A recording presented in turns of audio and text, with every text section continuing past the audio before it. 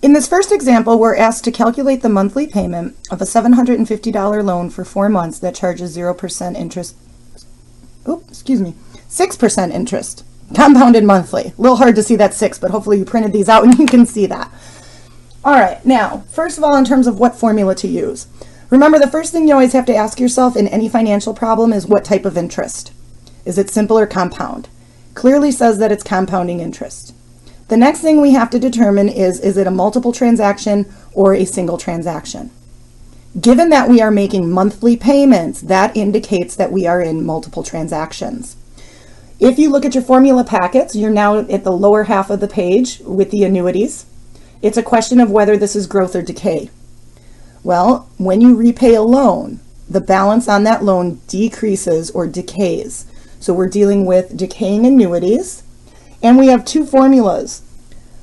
Formula number 25 is set up to solve for R. That would be the payment amount, and formula 26 is set up to solve for P, which would be the starting amount or the loan amount. Well, in this case, we're solving for the loan payment, the monthly periodic payment, so we want to solve for R. So this is the formula we're going to use. It's formula number 25 from your formula packets. Okay, so we'll start out by just grabbing that formula. Now it's a matter of plugging in the correct numbers and using our calculator. P is the principal amount, or the starting amount of the loan, $750. Little r is our interest rate, it's 0.06. M, that is going to be the number of compounding cycles in a year. Now I understand that this is going on for less than a year, it's only 4 months. But M is always what it would be just for the whole year. So monthly makes M 12. It's not until we get to N where we actually take into account the time. Because remember, N takes into account the number of cycles per year and the length of time. There are two ways that we could get our N. One would just be logical. N is the total number of cycles. Well, in this case, the total number of cycles is 4. We're making 4 monthly payments. If you prefer to do the math, we have monthly payments, but our time is 4/12 of a year. If you were to multiply, you'd get 48 over 12, which is 4. I prefer just to do it the more logical or intuitive way. The denominator, don't forget about the denominator. I know I didn't leave much space here, but can't forget the denominator. Okay. Carefully run through your numerator, carefully run through your denominator, and then take numerator divided by denominator, and what you should get is $189.85. So our loan payment will be $189.85 for each of the 4 months, and that will repay the loan in its entirety.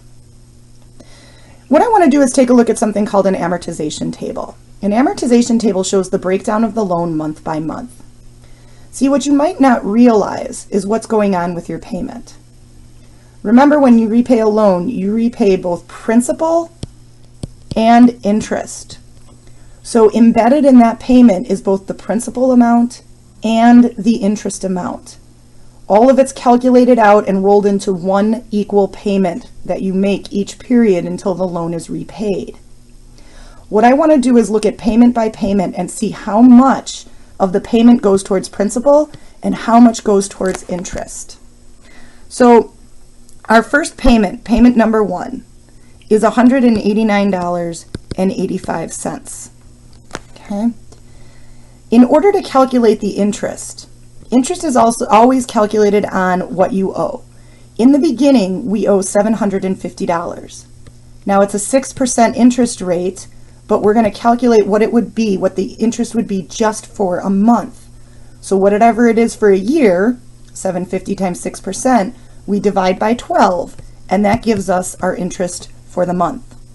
So the amount of interest that we have to pay is $3.75. Well, they don't tack on that $3.75 in addition to your payment. Instead, what they do is they reduce your payment by what they're going to take for interest. And whatever is left, which in this case is $186.10, whatever is left is what goes towards the principal. So this is the dollar amount toward principal. As far as remaining balance, well, we originally owed $750, but $186.10 will go towards that. So $563.90 is what's left to pay back. Okay. Now the nice thing is, when we make payment 2, it is still fixed at $189.85, but look what happens to the dollar amount of interest. In month 2, you're not charged interest on the $750.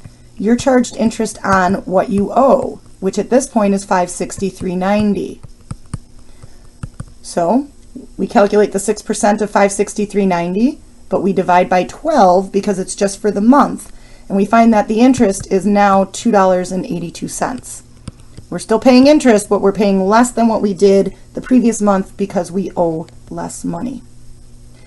If we want to know how much is going to go towards the principal, well, our payment is fixed at $189.85, but $2.82 is coming out for interest, because of course they're going to get their interest first. That leaves us $187.03 to go towards the principal. Well, we owed them $563.90.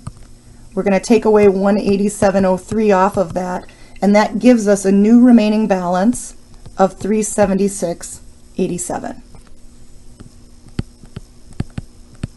So at the end of month 2, our loan is down to $376.87. We make our month 3 payment of $189.85, but before they apply that $189.85 to the remaining balance, they have to take their interest.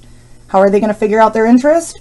Well, whatever we owe them, they're going to take 6% of that.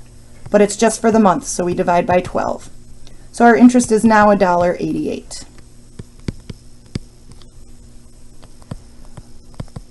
Our payment is $189.85. They take their $1.88 in interest. That means we have $187.97 to go towards the principal.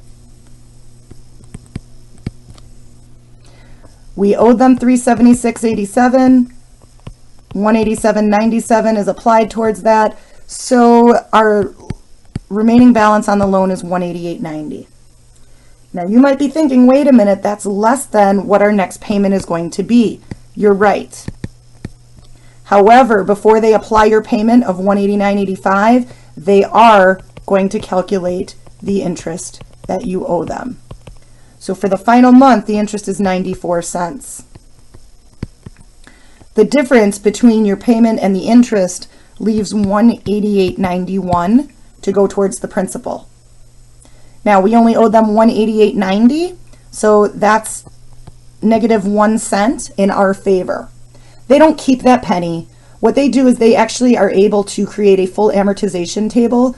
Before you even take the loan, they can create these, but especially after the loan is generated, they create an amortization table. And they will see that this is going to happen with the very final payment. So what they'll do is on your last statement, they'll say, don't pay us $189.85, pay us $189.84. And that takes care of this penny overage here. Okay. So what I want you to see from this is just exactly how the payment breaks down, because oftentimes, we know what our loan payment is, but we don't realize what's happening with that loan payment. The whole loan payment is not going toward your principal. They take their interest first, and then whatever is left will go towards the principal. We're going to look at a couple more examples in the next video relating to loans and amortization.